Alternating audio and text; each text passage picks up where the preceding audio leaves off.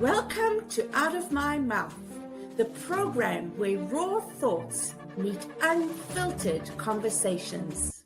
Join us as we dive into the depths of human experience, where we share stories, perspectives, and insights that just might challenge the status quo.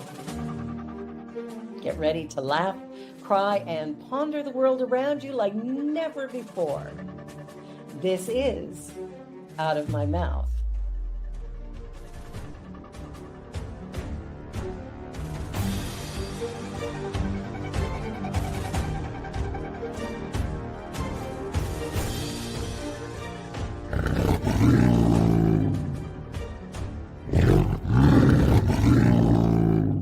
The views and opinions of our guest and hosts do not necessarily reflect those of New Thought Media Network, or any organization we may be affiliated with.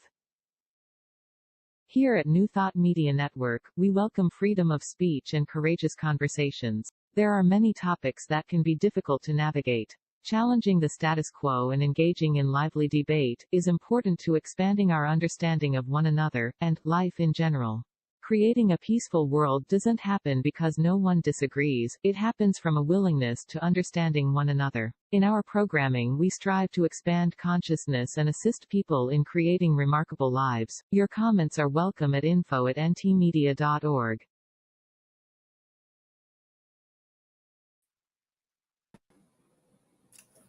Thank you for joining us from wherever you are, whether it's morning, noon, or night. We are excited to be with you. My name is Cheryl Rogers. And I'm Mark Dupuy.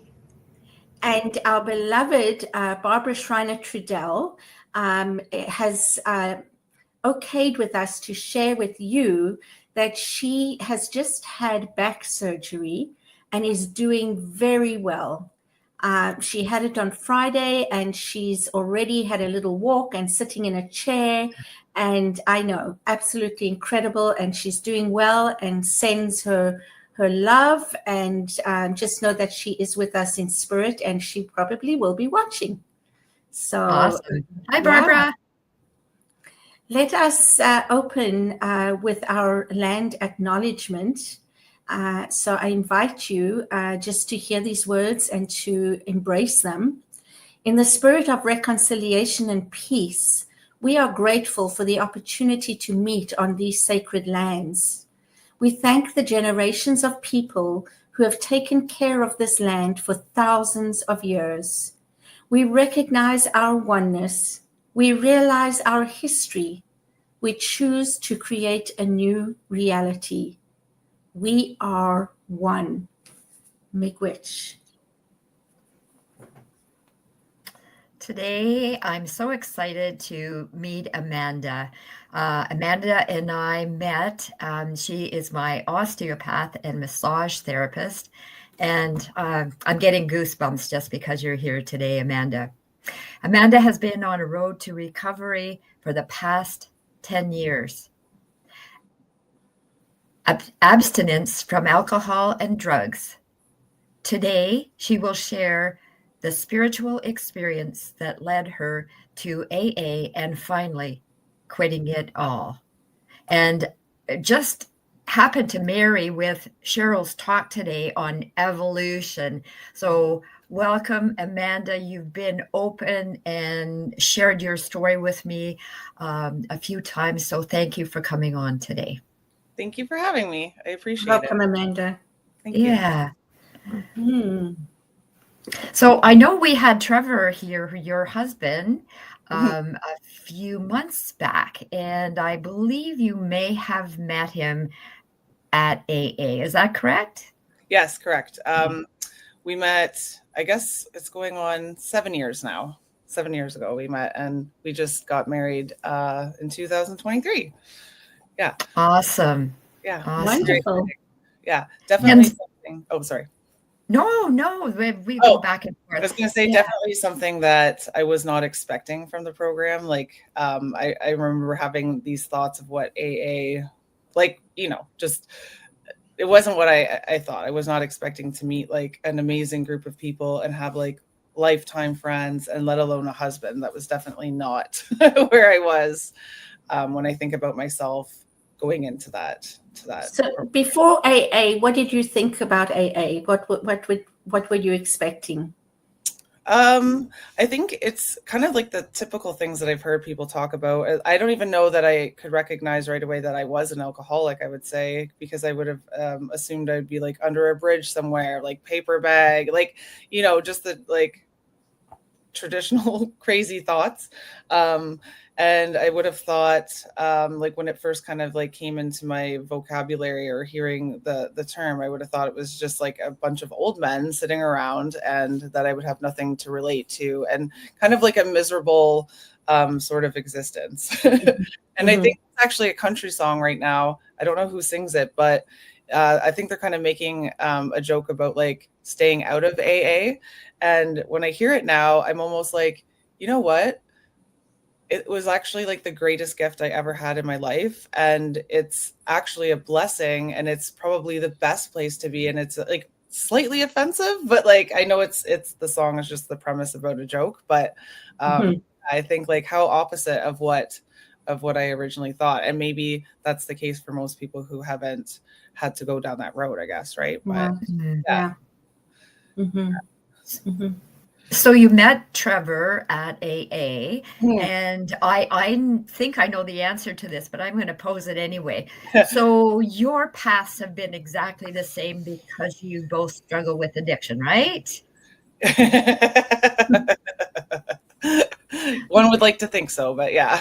I mean, we can definitely relate. Like there's a lot of when you get down to the core struggles, but I think like most human beings do struggle in some way of like the self-confidence, not feeling part of like this sort of separation. And I think especially before you get to any kind of like spiritual peace in your life, if you either haven't had it as like an upbringing, or you kind of got turned off by the push, like the incessant push with religion.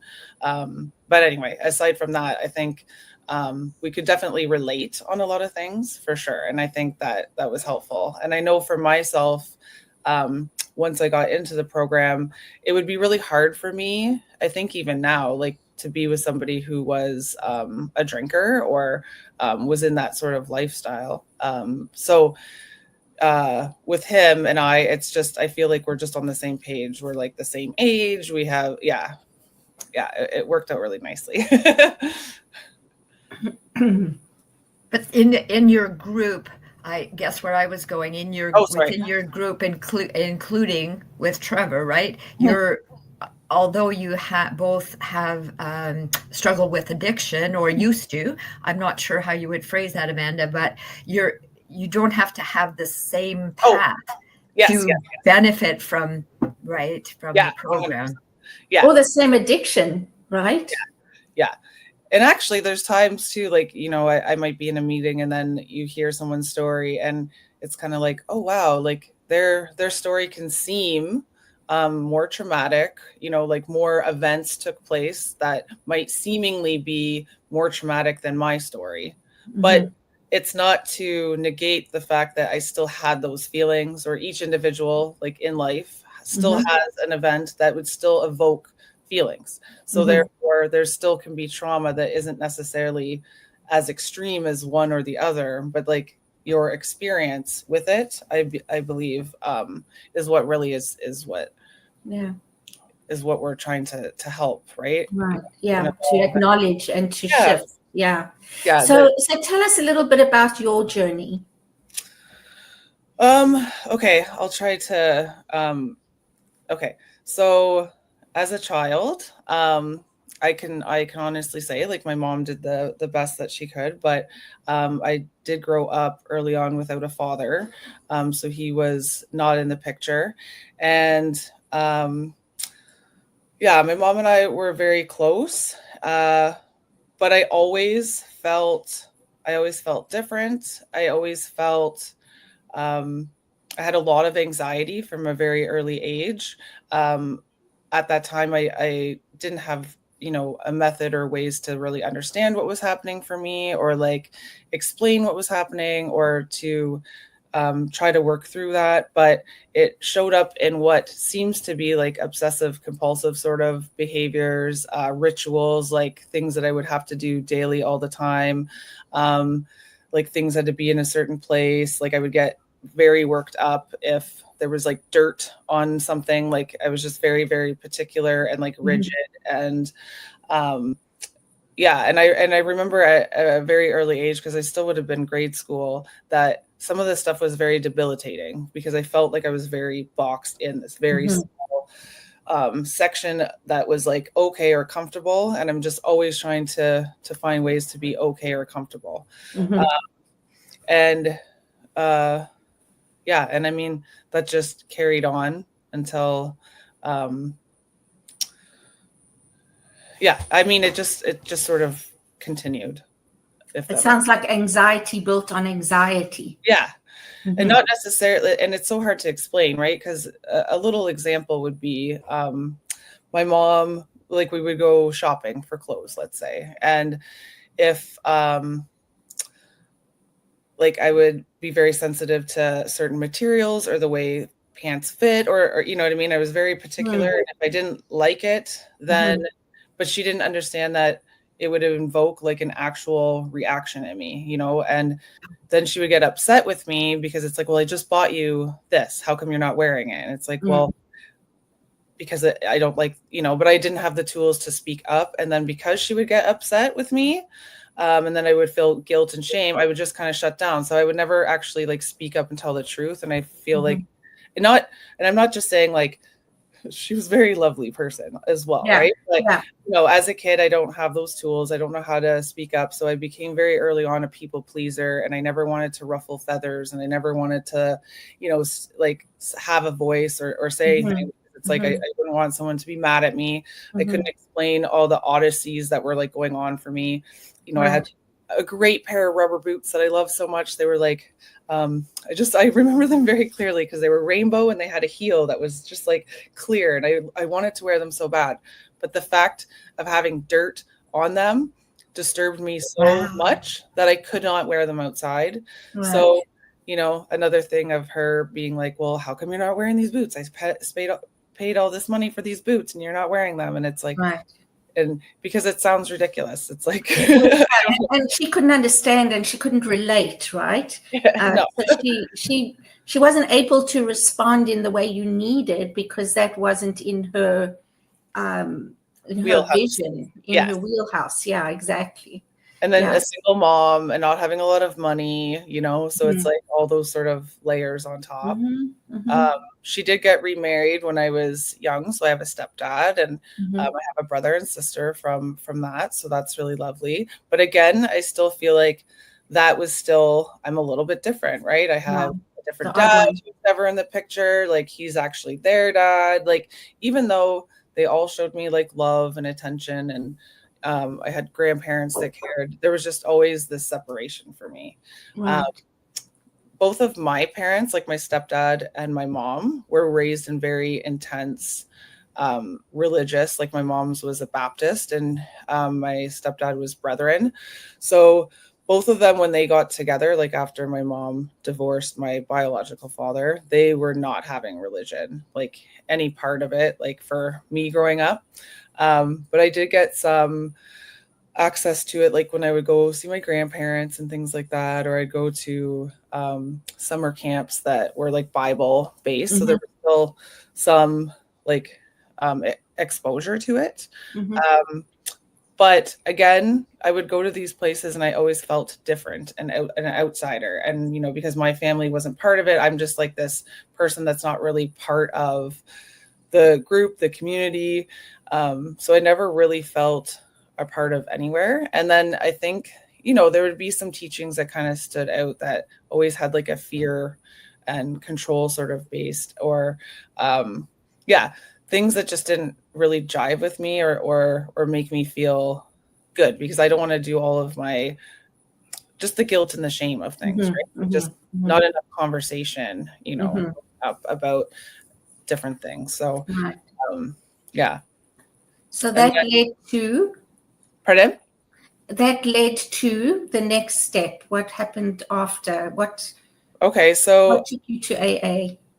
okay. So I feel I like in my teenage years was kind of the worst. So my mom and stepdad, they ended up divorcing, but they had a very, very messy divorce. And I had a brother and sister. So I was spending a lot of time having to kind of take care of them and step up. And you're hitting puberty. There's, all sorts of discomforts. And I had, I think like with the hormones and stuff, like I was getting very angry. But I would implode it on myself. Like I wouldn't ever express it. Right. So, I would do things kind of to self-harm. Like I was just very critical of myself, the way I talked. And, I had a lot of like hate. I had a lot of hate, judgments.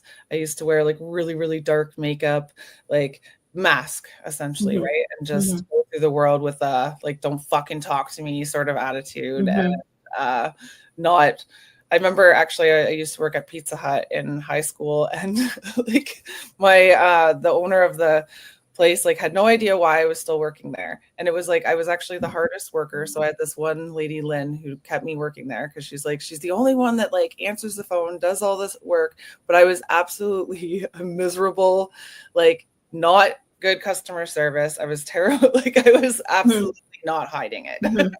It seems like a contradiction to your appearance, the way you actually worked. Yeah.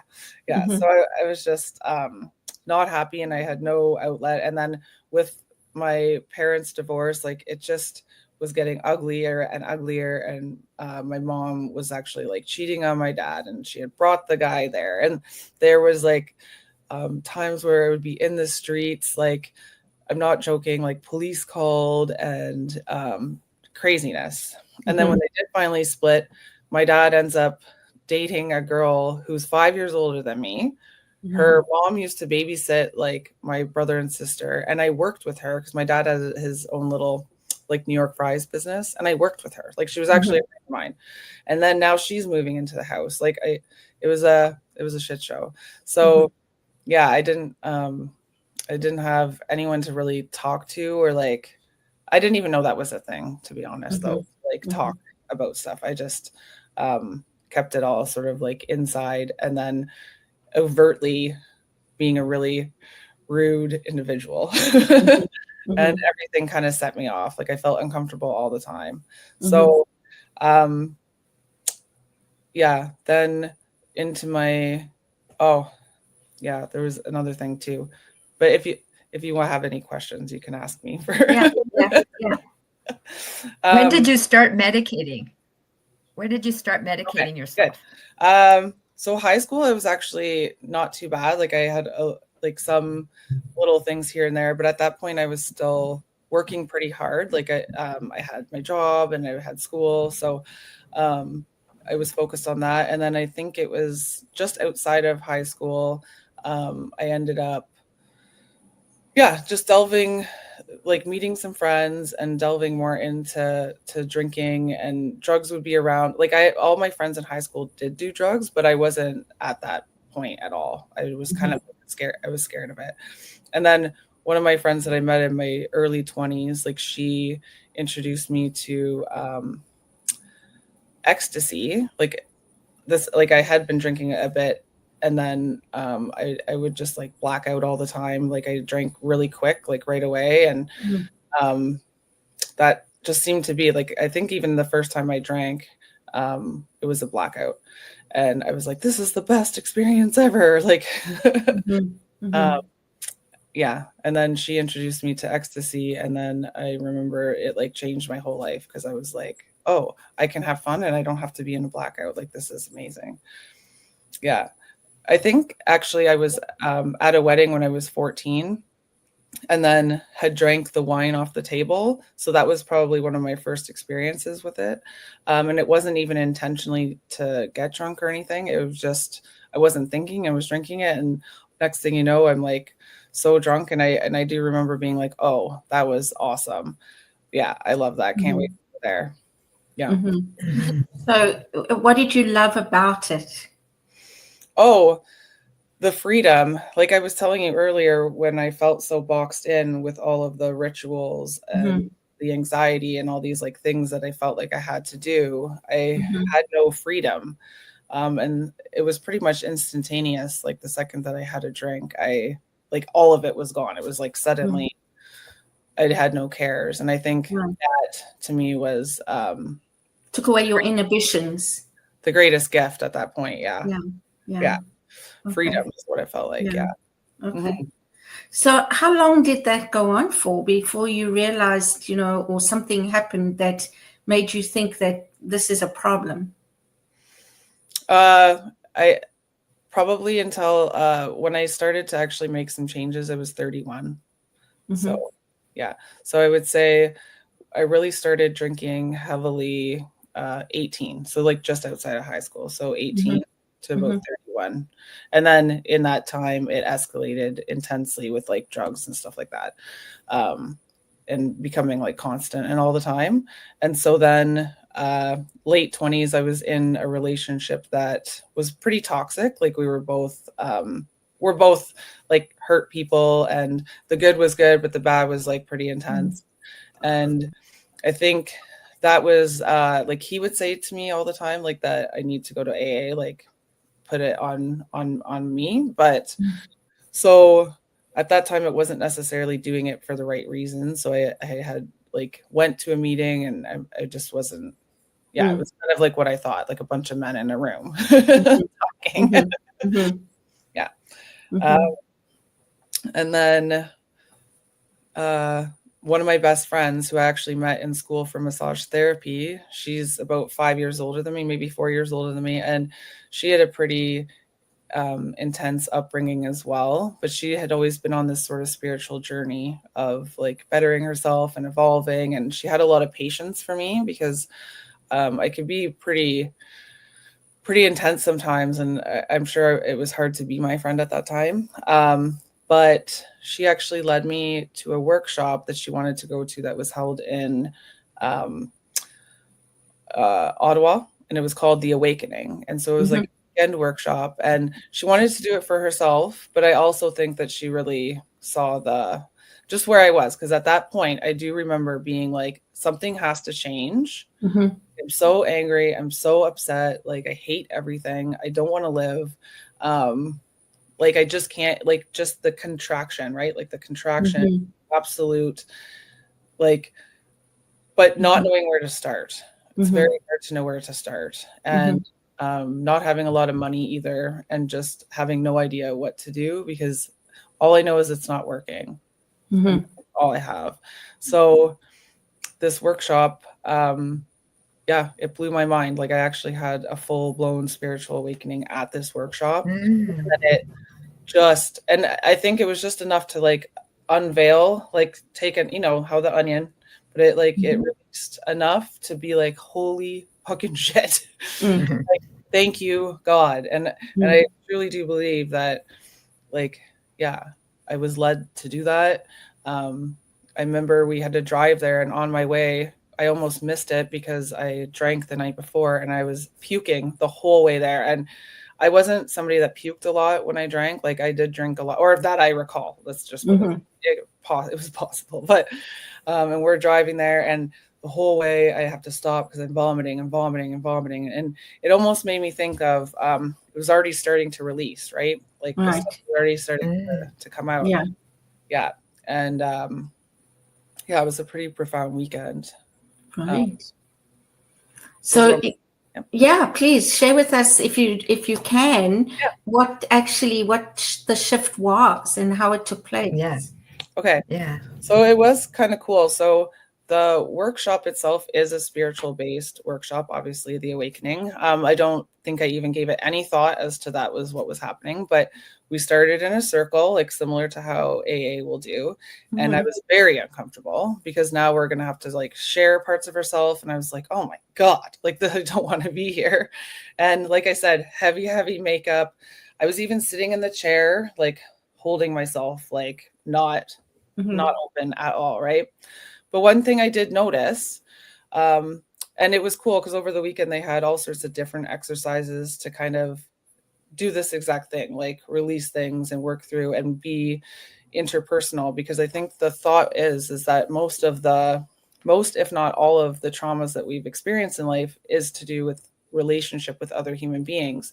And so to heal, it also has to be with other human beings. It doesn't necessarily have to be the same. So, yeah. And I remember, like, as each person shared their story, something profound happened in me. I felt a shift, right? Like I felt closer to this person who was now being vulnerable. I had no idea that that would occur for somebody else sharing, and watch them go through this process and then see how everyone like softened and like connected. And that stands out very vividly because I had no idea that that was possible at that time. And I, of course, like was like probably the last person to share because I was like, nope, I'm not doing it until you make me. And was like petrified to have to share and do any of those things. But we did have one it was a breathing exercise. So they had 2 rows and the heads are all in the middle and you have all the facilitators on each side. And so the idea was like I think it was you're breathing in, you're focusing on the inhale and you're just letting the exhale. And I'm trying to think, I think it is sort of stimulating the nervous system in a way that would kind of be like crying or evoking some sort of emotion. And then they would have music. And so it was an hour long, and you would have like some that would kind of like evoke like anger. I didn't know this at the time, but that was the whole point, is to like get these things out. Because they talked about at that time that in the wild, if an antelope is getting chased by a lion, if it survives, it will actually like shake out the fear and it like releases that energy. Where people, we haven't really been taught, well, maybe more so now, but at the time we weren't. So we just kind of shove all those things down. And I also remember I used to have always pretty vivid dreams. And then at this point in my life, nothing was happening. I was just closed from everything. And so then this breathing exercise, we did it like 2 or 3 times over the weekend. And the first time, no, I wasn't letting anything out. I was just like, and I remember the girl saying, it's in there, like you have to release it. The anger, like you got to let it out. Like, no. So the second time, my hands actually started to like do this like claw thing, because I just kept trying to resist letting it out. And then I had this image of like an exorcism. I saw, it was actually my mom. I saw a vision of my mom's face, and I saw her head go back, and like, and it's like, and then I was really scared because I'm like, what? Like, no, that's not happening. I'm not doing that. Like, there's no way. And I'm hearing other people crying, and I'm just like, what's wrong with them? Like, no, I'm not doing that. But finally, like I actually could not contain it any longer. Just the most primal scream just came out of my body, like just out. And then next thing you know, like 2 men are kind of like at my feet and stuff. And then I'm not joking, I am pretty sure I like levitated like a little bit. I flipped onto my stomach and I just started pounding and pounding and pounding and pounding. Wow. It was the craziest experience I ever had. Honestly, like I had never, ever, ever expressed any kind of emotion, because I just held it all in. And it was just always like this passive aggressive anger, right? And just the release was wild. And then I just kind of dropped. And then I sobbed. And then I just laughed hysterically. I couldn't stop laughing. So it was like just this compression, right? And it made me realize at that moment, well, a few things, because then after that, I started having some very vivid dreams, symbolic dreams. But number one, it wasn't all mine. What? Go ahead. No, Amanda, this is like, wow, so emotional, even for me, just to hear how, when you talk about primal scream, it's something coming out of you that you don't even recognize, right? It's no. Wow, where did that come from? It's not even me. And just sharing that and being so vulnerable in this moment is just so special. So I want to hold on to that for a moment, and let's take a 2-minute break. And then I would love to hear what came out of that, those profound sort of understandings for yourself. Yeah. So, yeah. Ditto, So, Amanda. I was in tears through you. So thank you. Yeah. So we'll be right back. Don't go away. If you want to hear more about Amanda's journey, we've only just hit the real awakening part. And so we want to explore that further. So thank you, Amanda, and we'll see you shortly. Perfect. Thank you.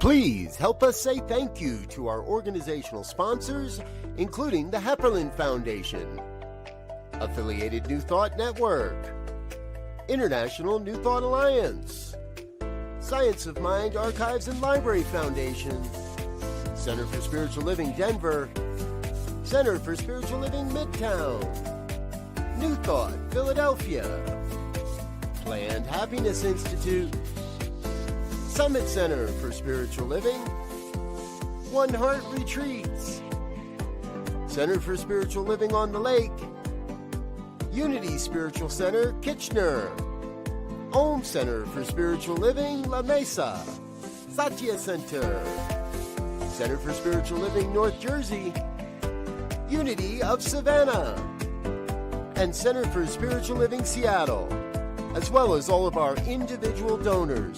Thank you for making New Thought Media Network a place to be. Please come be you. And remember, like, share, and subscribe. New Thought Media Network, positively inspiring.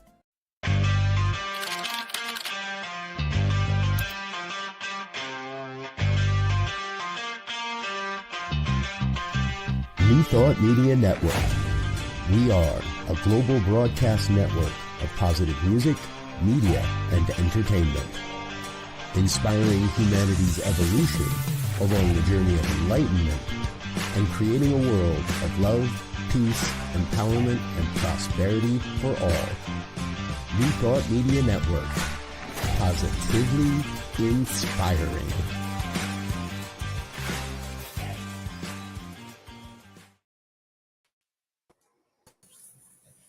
Wow.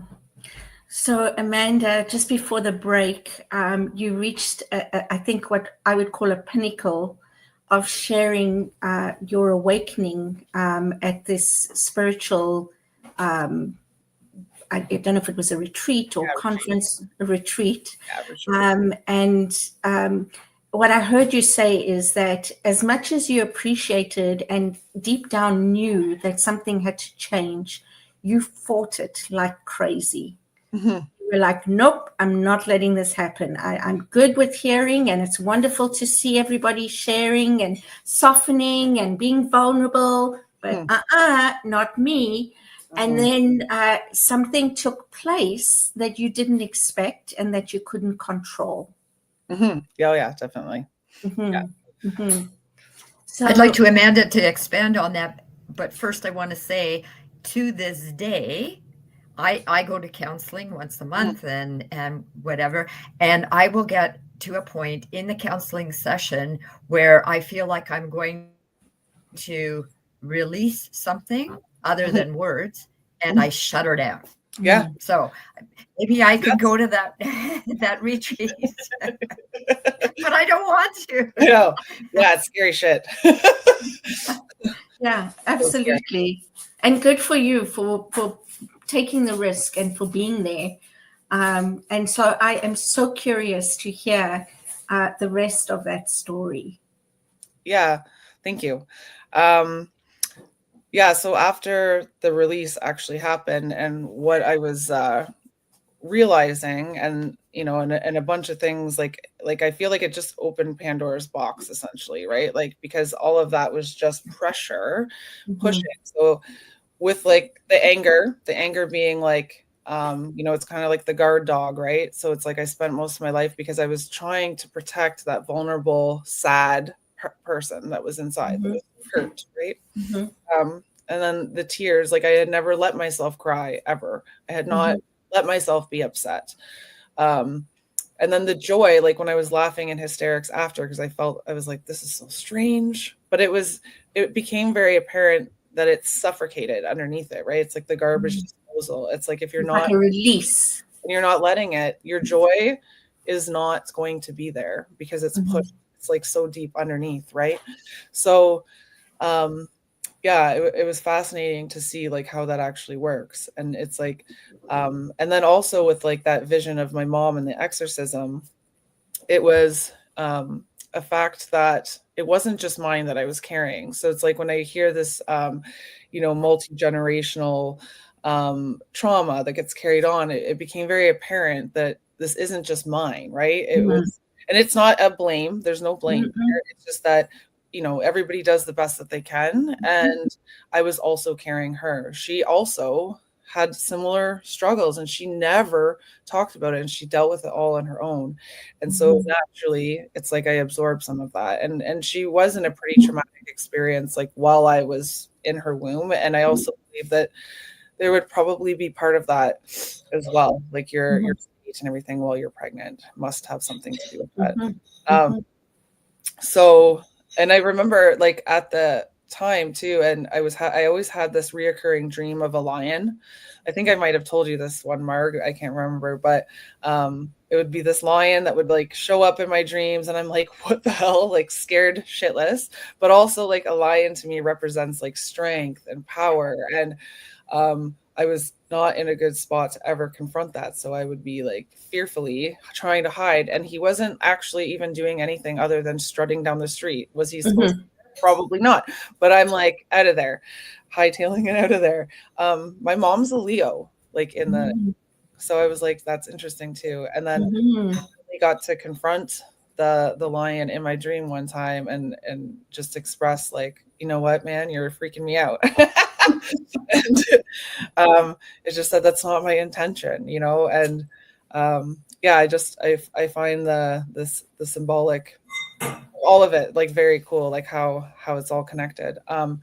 So yeah, after that I couldn't believe how different I felt. The lightness, the just dreams kept coming, and I was like open, and I feel like I remember walking into my house when I came home, and I could energetically feel like the heaviness, like the stagnant energy, like in the house. And I was not aware of those things before. And so that sort of like set me on this like this path of wanting to like continue up with that. Cause I'm like, now that shit's gone, I want to like dive deep and go further. Actually, on my way home from that retreat, I did have like a second sort of awakening that happened. And I forget exactly, like my friend and I were talking, and then like all of a sudden I can't even express. It was just bizarre. I imagined I was almost like a baby again. And so when my mom had me, my father was actually in jail.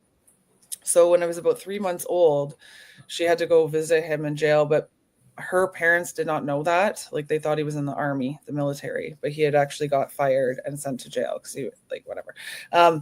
So she had to go and see him, and I was like left with my grandparents. But I, in that moment, could feel the separation. So it was not intended. It was, like she was doing her thing, and I was in loving care, but I was not connected to my mother. And when you're a baby at that age, like that's your life force, that's everything to you, right? And I could actually feel the despair and like thinking that you're going to die without your life force. Like it's really hard to put into words. It was just all of a sudden understanding that that might have been the first separation for me. And then from then on, I always felt a disconnect. But the cool part is that it's not true, right? It's like these things are not necessarily true. It's just that it made sense why I always felt that way, even though it wasn't the truth. So just these different kind of realizations were pretty profound. And then the same group, The Awakening, they did a 2-week workshop so this would have been April. So in July, they did a 2-week intensive out in Vancouver. So I went to do that. And then that, again, was a lot of similar things, except extensive over 2 weeks. And in that, I met some women in recovery, because at this point, I didn't actually know alcohol was like needed to go. Like I was just miserable and this. I didn't realize it was like actually a problem. There was a lot of consequences, but I didn't necessarily come to that conclusion until I was in this week workshop, and we were kind of looking at where our roadblocks are in life, and over the next year, like how are we going to put into practice these different things. With one of them, like suddenly it's just like, oh yeah, like alcohol can't has to go. And I met a couple other women there in recovery, and then because I was now more open to the phrase God and spirituality, I felt, and then in that September is when I started going to AA. Right. Yeah. Wow. So that was a pivotal year for you. Yes, 2014. 10 years. Yeah. Wow. That's fantastic. Yeah. Congratulations and kudos to you. Thank you. Absolutely. Yeah. I mean, it still hasn't been perfect. But on your journey, go ahead. Go ahead, Mark. It's perfectly imperfect. On your journey, perfectly imperfect. Couldn't resist. Yeah. Of course, Cheryl, of course. On your journey, you became a practitioner of massage therapy, osteopathy, and I know you have I think maybe Reiki. Can you see that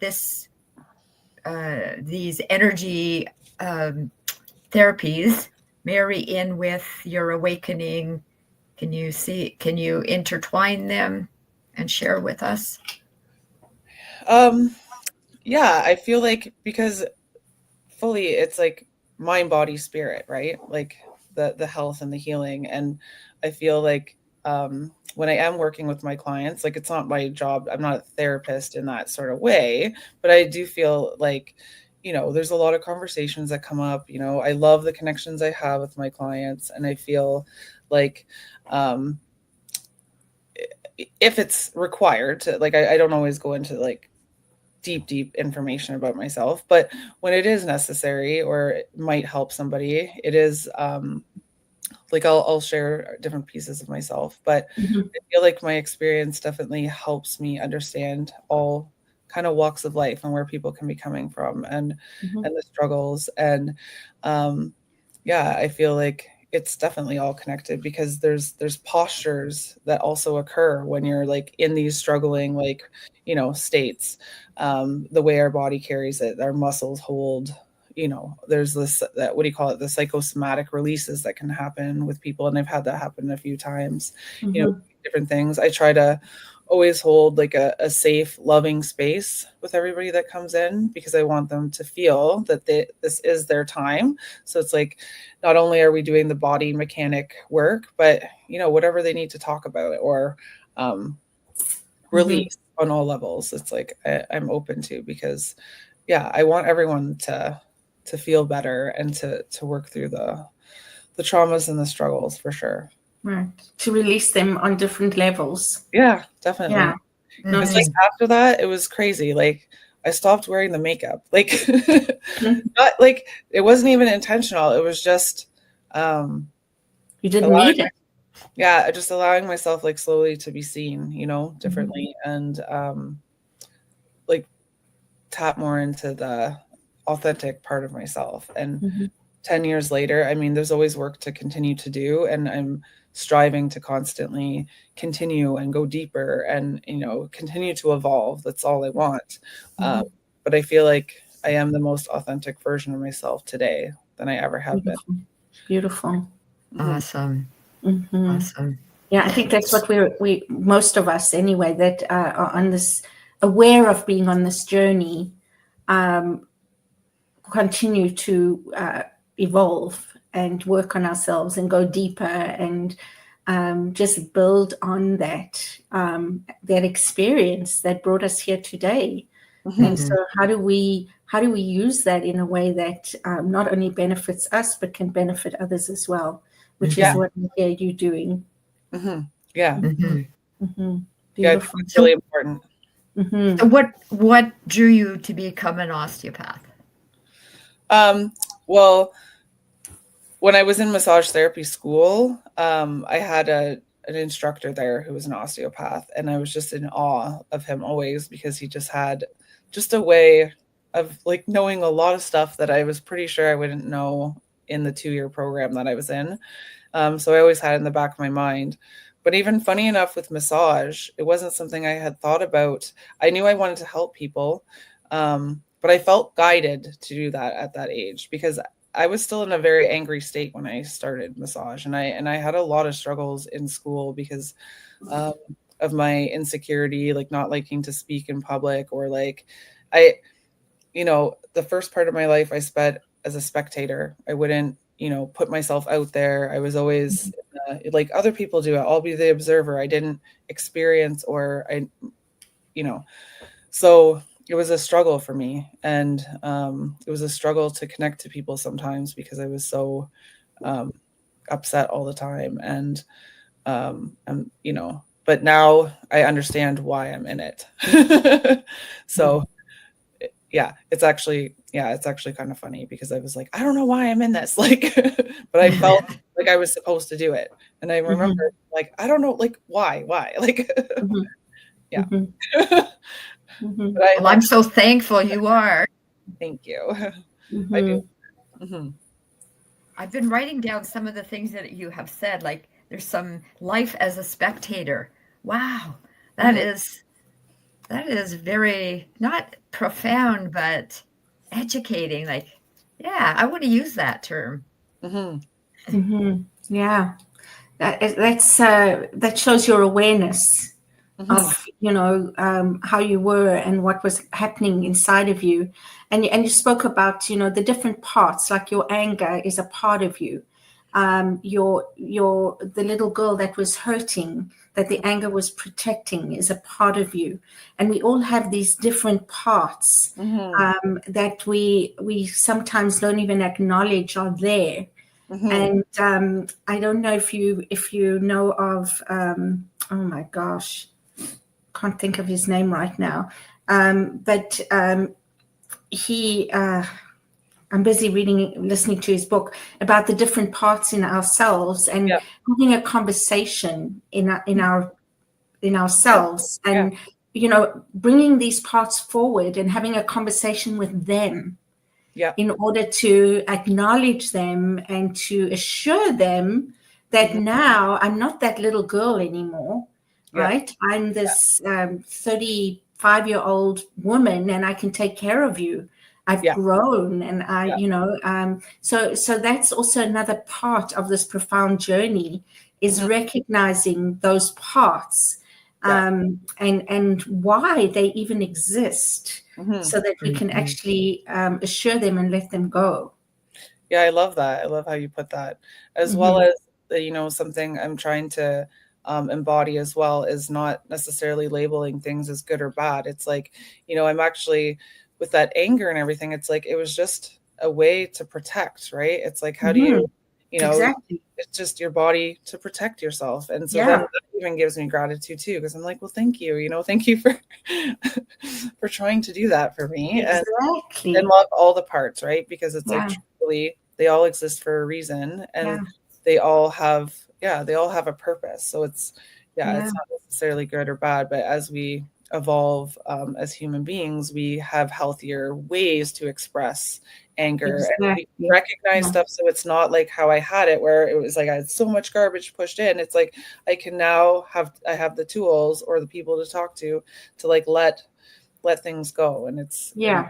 carrying around like a life. Exactly. And how often do we say the part of me that blah, Yeah. blah, blah, right?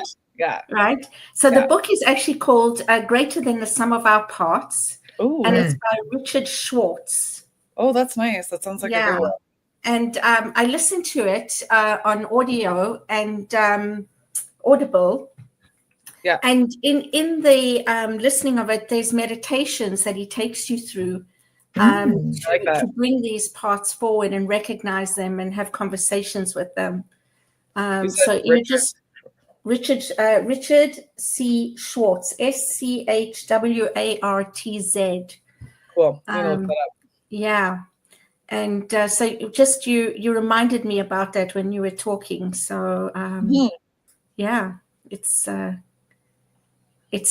such an amazing thing when we realize that we can actually shift things. You said something else about feeling the separation with your mom at the age of 3 months, and feeling that sort of disconnection, but also realizing that it doesn't have to be true. It doesn't have to be that way.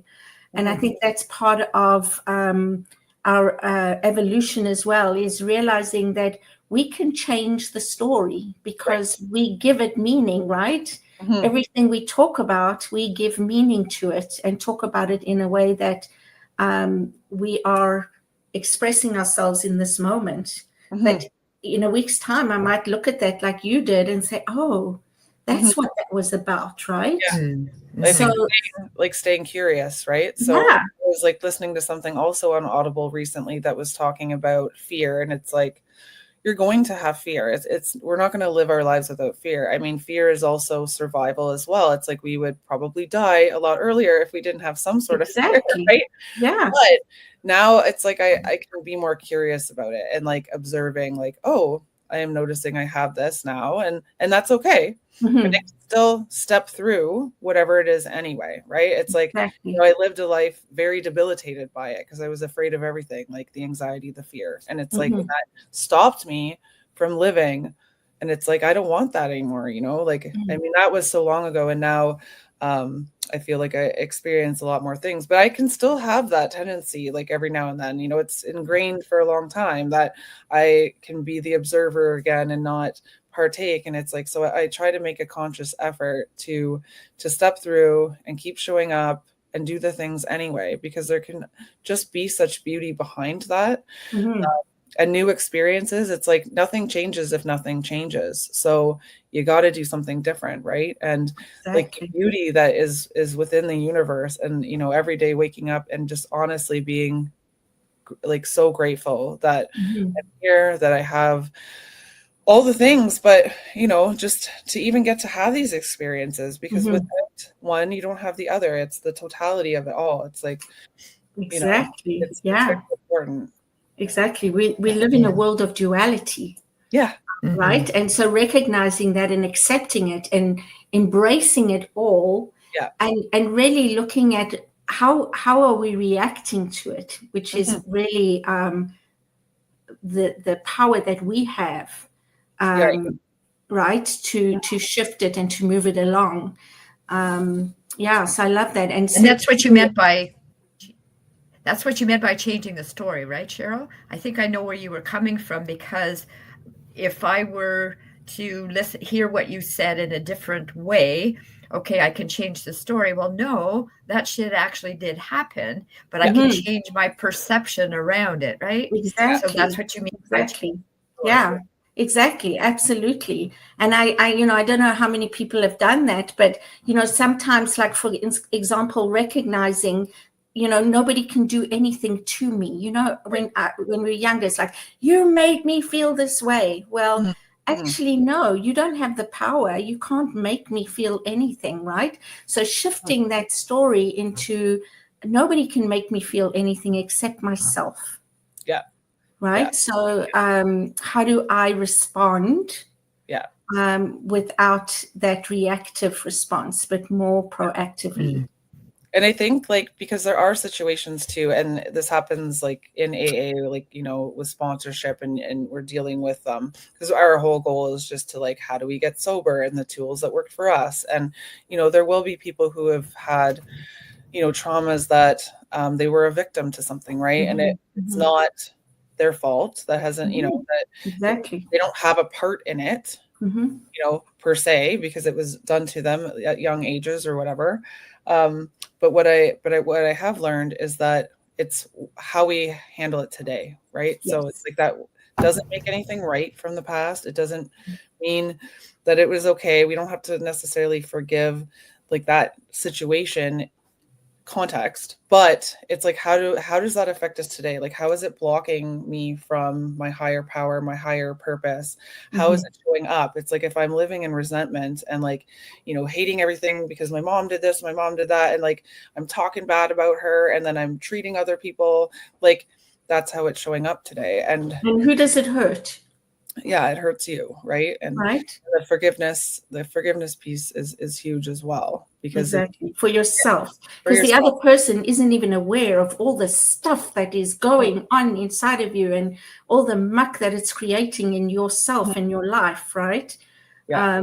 And we're coming to the end of wow, the hour, which is quite amazing. But how often I've said something to somebody, remember when this happened years ago, I felt this, and they're like, what are you talking about? You didn't I tell can't me. even remember that, right? So you carry it with you, and it's so alive in your mind, and they have no idea what you're talking about. And it attaches to, like, every other time that you felt that way, and it's like how it just snowballs. Yeah, exactly. Yeah. So it's all up here. Yeah. Oh yeah. Are you able to have conversations with your mom now? Oh yeah, like, my mom and I are close. We are really close. I will say, I did notice this summer, I was away, and long story short, I was talking to Trevor because good things were happening for her, and I was just feeling like this weird jealousy and like, I don't know, just silly stuff. And he's like, well, you obviously have some resentment still. And I'm like, what?